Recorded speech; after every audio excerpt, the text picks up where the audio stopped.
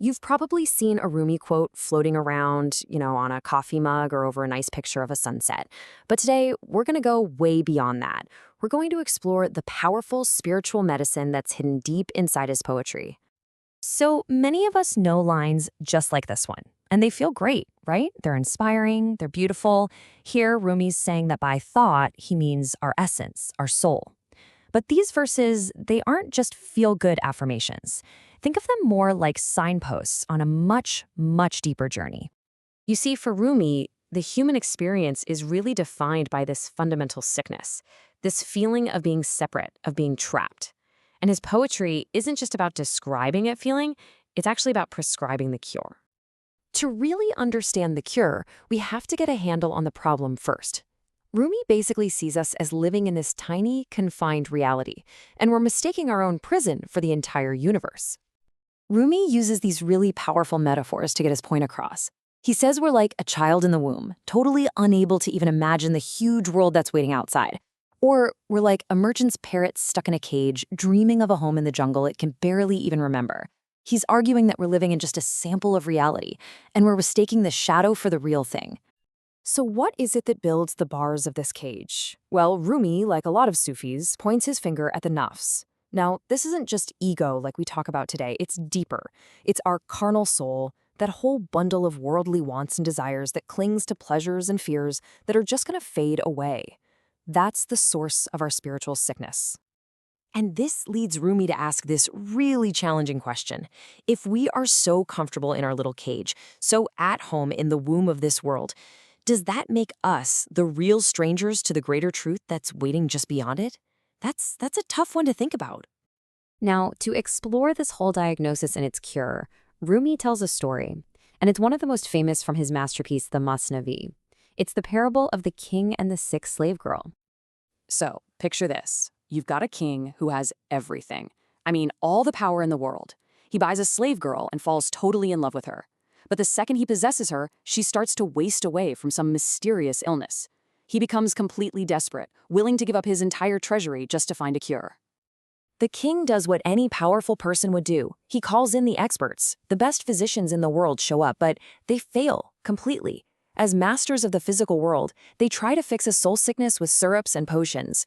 They're blinded by their own arrogance, and their remedies only make her weaker because they just can't see the real problem deep inside. So after he's tried every worldly option, the king just hits rock bottom. And it's in this moment of total surrender, that the whole story takes a sharp turn. He's stripped of all his pride. The king runs barefoot to the mosque. He's weeping, admitting he's powerless, finally giving up on trying to fix the problem all by himself. And only then, in a dream, is a true healer promised to him, a physician sent from God. This divine physician, he doesn't show up with charts or start mixing potions. He just sits with the girl, holds her hand, and checks her pulse. And by asking her questions about her homeland, he feels a little flutter in her pulse when she mentions a certain town and a particular goldsmith. The diagnosis is suddenly crystal clear. Her body isn't sick, her heart is. She's lovesick for another man.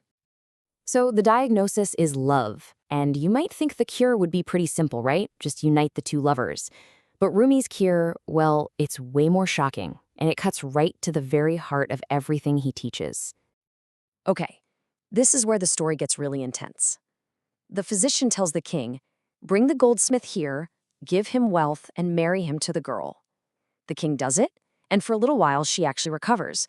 But then, the physician gives the goldsmith a slow-acting poison.